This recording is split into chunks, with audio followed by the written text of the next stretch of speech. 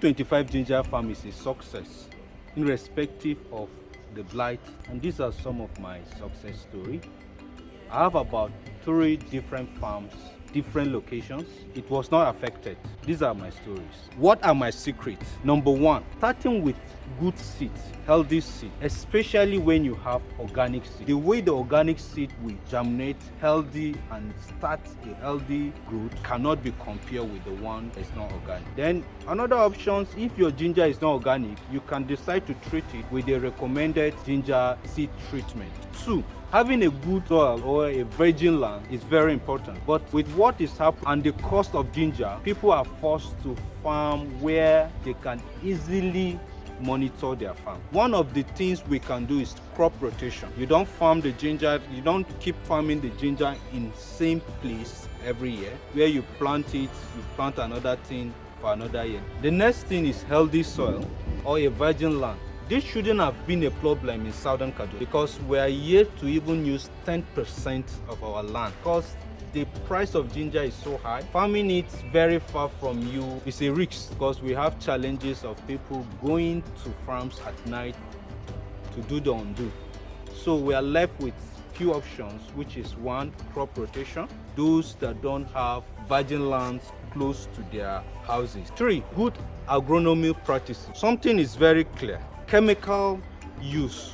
The use of chemical in our farms has a link to this blight. I may not be able to pinpoint which of the chemical, but for sure there is a link to this blight. So we want to encourage, I want to encourage people to think organic or to go organic because that is one of my secrets. Right from 2023, I've been doing organic practice. There are some good organic fertilizer you can use. Please let this be clear. Nobody is paying me for any advert, but these are some of the organic fertilizer which I've tested and I can recommend. Okay, one of the things you can use in your farm is neem cake.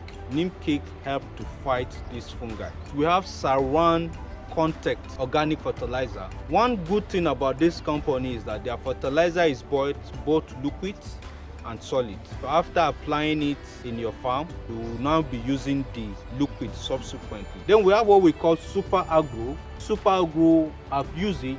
It's also very good. We also have what we call 4-3 organic fertilizer. I've used it and it's also very good. Now we have something that is also very promising, which is called algae concentrate. This algae concentrate is rich in nutrients, high in protein, high in omega-3 part. It also helps the soil to regain its nutrients and also fight the chemicals that have been on ground. So this algae is what we should be looking into. Another thing we can do to this problem is spacing our ginger in terms of farming.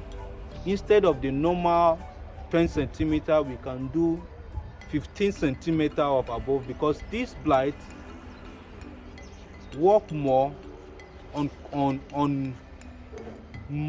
when there is more moisture around. This blight work more when there is more moisture around. So practicing organic does not mean you will not protect it because this problem is both air and soil borne, so that you were able to use organic fertilizer.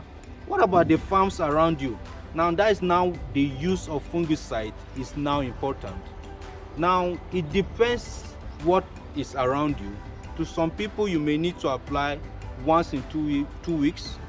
Some people you may need to apply once every week. In some situations you may need to apply twice in a week. That is when the risk is very high and there are farms around you that are already affected. You may need to do so. Thank you. In my next video, I'll be talking on how to secure your ginger farm because that is one of the major challenges we're having now. So for you to be updated, you have to click and subscribe so that you will not miss any video. Thank you very much.